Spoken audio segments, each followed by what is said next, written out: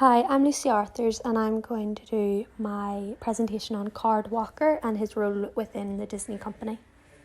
So the background of Card Walker, his real name is Esmond Carden Card Walker, and he was a top executive at Walt Disney Productions in the 1960s, the 1970s and the 1980s.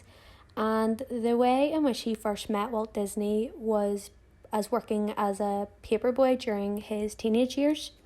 And then he got a job in the mailroom at Disney in 1938.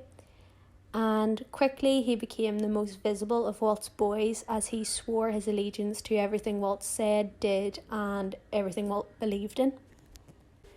Card Walker played many different roles throughout his years in the Disney. So in 1956, he became Vice President of Advertising and Sales before being elected to the Board of Directors in 1960. And then after Walt Disney died in 1966, Walker became Executive Vice President and Chief Operating Officer.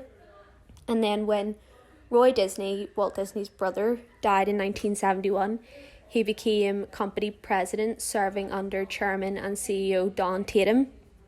And then in 1976, Walker took over Chief Executive Officer duties from Tatum, and finally in 1980, he became the chairman of the board upon Tatum's retirement.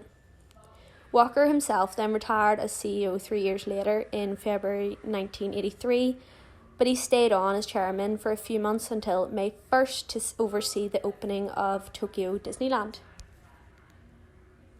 Card Walker had many accomplishments, and he was probably most publicly recognised because he played a major part in the early development of Walt Disney World in Florida. He also sought to expand Disney's presence to the international territory, which he succeeded in because Epcot and Tokyo Disneyland also both opened under Walker's leadership. And his contributions all led him to become one of the Disney legends in 1993. Sadly, Card Walker died in 2005. He was 89 and he died of congestive heart failure. But all his achievements were really, really appreciated and really recognised throughout his time in Disney. These are my sources here. Thank you so much for listening.